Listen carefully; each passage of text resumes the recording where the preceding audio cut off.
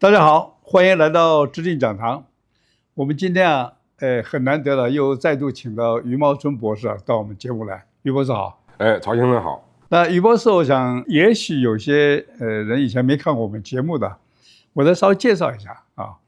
余博士呢，他是历史学家啊，现在在美国海军学院东亚和军事史的教授，也是哈德逊研究中心中国中心主任，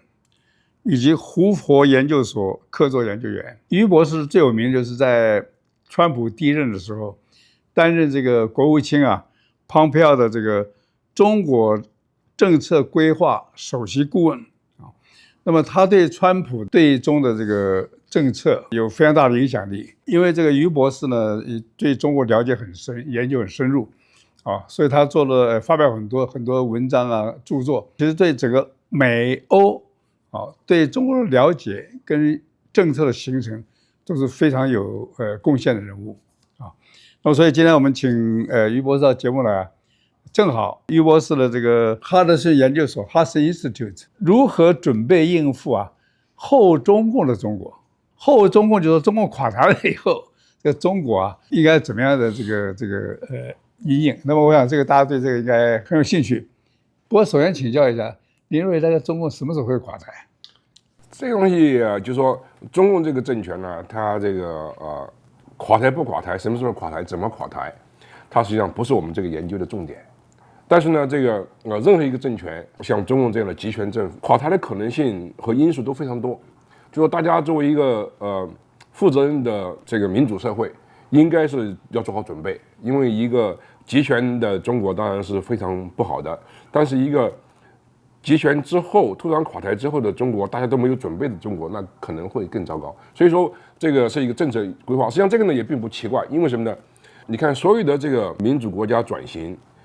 它在这个很早之前成功的例子都有这个很早的准备。你比如说像这个波兰，在共产主义时候，1980年的时候，他们就成立独立工会。实际上这个团结工会它不是一个真正是一个工会，最后就成为一个政府之外的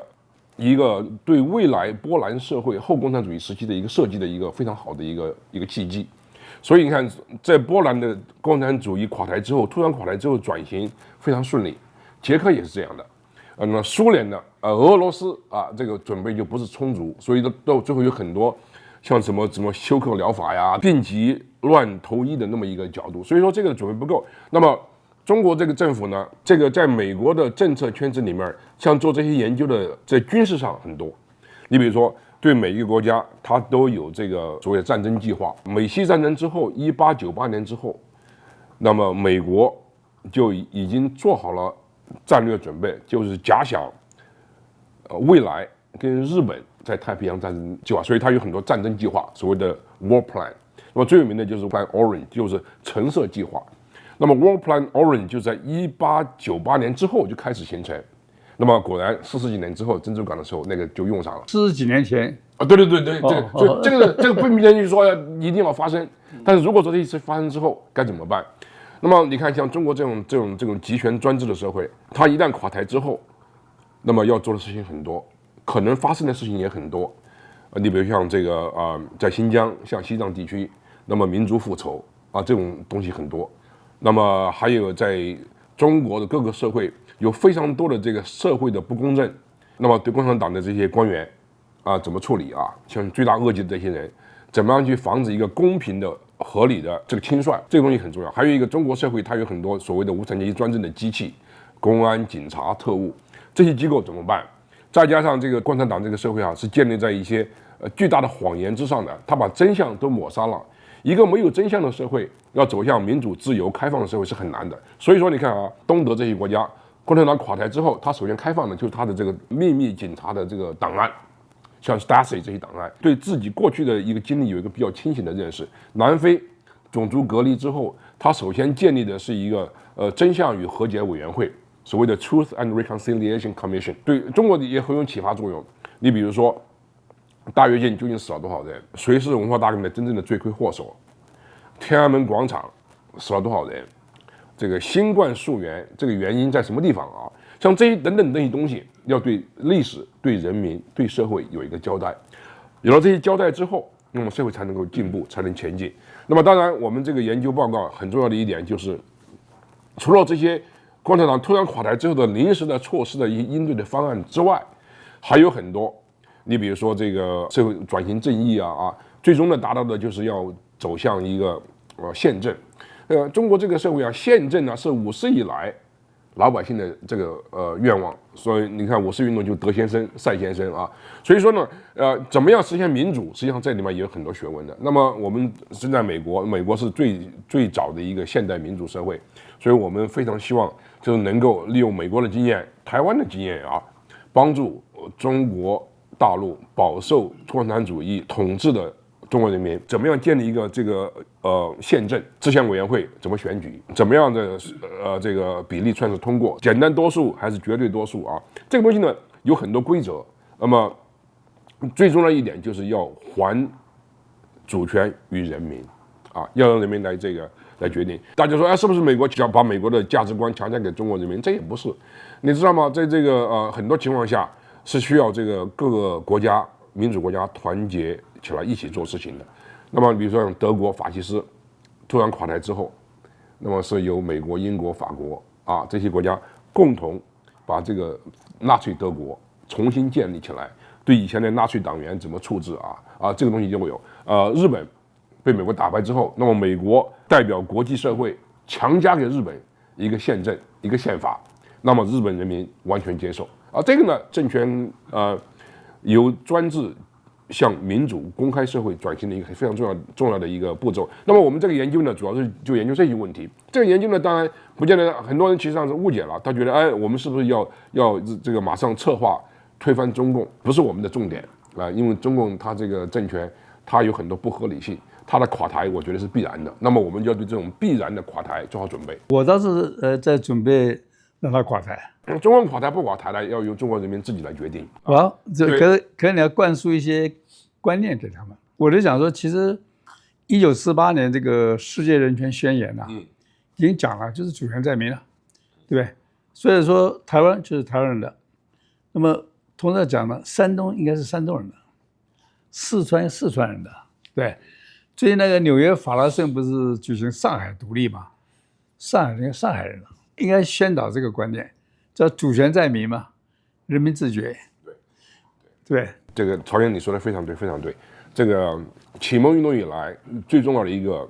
治理社会的原则就是所谓的主权在民，那么英文叫这个 popular sovereignty， 就是说这个主权不主权要由人民自己来决定你知道吗？这个并不见得就是一个非常陌生的概念。清朝末期的时候，这个政权摇摇欲坠，就是说这个八国联军的时候，很多南方各个省他宣布自治然后其实搞得最红火的，在这个50运动的时候，主权在民做得最彻底的就是湖南省。湖南省当时陈宝箴在那找了梁启超很多人去他讲这个湖南自治，最主张湖南自治的人就是毛泽东，对，青年毛泽东1919年，对，1919年，那个时候湖南共和国，对，湖南共和国，那个时候呢，这个就是主权在民一个很好的例子。当时美国有一个大哲学家约翰杜威John Dewey， 那个是胡适的老师。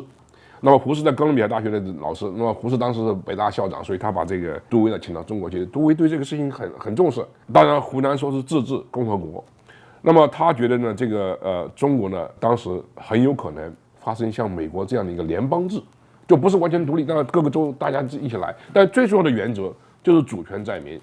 四川不独立，上海独立不独立，要由四川人民、上海人民、山东人民自己来决定。这个东西呢，也是世界趋势了。你看看。在英国，苏格兰一直到独立，但这个独立不独立的最后的结果都是用投票来决定的。苏格兰人民如果说投票决定独立了，那就独立了。加拿大、魁北克也这样的都这样子，要投票来决定。那么中国现在很多地方呢，它有这个独立的呼声，像新疆、像西藏、像蒙古还有这个上海都有了东北也有。最近好几个人说满洲要独立。这个东西呢，不见得就是异端邪说，但是最终的目的、最终的过程，就是要由当地的人民来决定。1920年呢，陈炯明在广东讲粤人治粤，那个是比较彻底的。他确实就有这种地方自治，然后组成邦联或者是联邦。这个意思就是说，其实这个独立在前面的，主权先回归于民，回归于民之后，他有主权了，他有这个话语权，说我要跟别人怎样，比如山东我跟河北我们要结盟等等，你先要主权，然后才有自决权，对不对？比方说就像结婚嘛，你先要18岁以上啊，你要独立的人才去讲结婚啊。对，概念就是应该啊，现在鼓吹这个中国各个省市自治区都组成议会，就像美国那个每个州都有它的议会嘛，对，对不对？然后他定自己的宪法啊，然后这宪法呢定了以后，他本身是一个成年人了，你再决定要不要跟别人去联省自治啊？你没有主权，你不是成年人了。对，对不对？对，所以这有个顺序。中共要等他这个慢慢裂解啊，有点慢。我们要去鼓励中国人民啊，争回自己主权。主权是你的，不是共产党的啊。对，共产党把你骗走、抢走了，他妈要回来。这个曹先生呢，用一个列宁主义的话啊，你真是无产阶级的先锋队，是这个去促使这个好的事情发生。那么你看，中共其实他也明白这一道理啊。你看他那个治国的方针，他整个的政治机构，他都是非常非常竭尽全力去阻止地方民主的情绪上升。你看啊，他开全国人民代表大会，大家说是全国人大的橡皮图章，确实是如此。但是橡皮图章它最大的一个机制就是，他各个省的代表到北京去开会，每年2个星期，福建人到福建厅，上海人到上海厅，四川人到四川厅，之间严重阻止互相之间串联，啊，就因为什么呢？他要大家一串联的话，任何一个事情就成为一个全国性的东西了，所以他是非常非常在意这个东西的。一个国家要有所谓的 body politics 啊 ，body politics 就是要把国家的这个一些重要的议题啊，让全国人民大家的一起谈。中共最怕就是这个，所以说他的掌控这个全国人大，他就一个是这个机制，就是大家分隔不开。那彭德怀当年不懂这个，所以他到各个地方去串，串了之后就倒霉了，然后呢，还有一个就是他所谓的什么常委会，这个常委会呢就是常设机构，在北京就那几个人、几十个人在那主宰这个东西，所以这个呢，这个东西也很重要。我现在看那个民国史啊，其实1919年毛泽东讲湖南独立是对的，陈炯明讲粤人治粤也是对的，可是呢，什么人把这个武力统一的概念呢带到中国？孙中山。孙中山每天讲武力统一，后来被陈炯明把他赶跑了嘛，炮轰的孙中山。对，本来如果是你孙中山不搞的话，其实那个说是什么北方军阀割据，就跟没什么不好啊，军阀割据大势辈出啊。对，你说胡适就五四运动那时候是军阀嘛。军阀其实他很自由的，但是那时候很注重教育，大学教授待遇都非常高的。可是孙中山就是专职要这个武力统一。除了这个孙中山之外呢，还有当时这个苏俄。对。苏俄他希望什么呢？他觉得中国这个各个地方呢有军阀啊，各省这个基本上就自治了，所以说呢，这个帝国主义有势力在里面，所以他希望呢，中国呢要有一个统一的亲俄的亲苏的那么一个政权。所以这两种势力合在一起，所以这其实是坦白讲，孙中山引狼入室。黄埔军校就是俄国的钱，俄国的教官，对不对？黄埔军校校长是蒋介石，教务长是周恩来。我听说毛泽东在里面做教务官，这些训练出来的高官，包括这个共产党这些将领，对，都是黄埔军校出来的。对，这看法呢，我觉得有一定道理，就是说统一或者是自治或者独立，对我来讲都无所谓，关键就是你要让人民来说话。要人民来决定，是谁来决定统一？是用武力去统一，还是你要老百姓自己投票，通过自己的表述啊来决定？你刚才讲到这个军阀，军阀当然是不是好东西，但是呢，军阀它毕竟是形成了一种互相对峙的一种势力，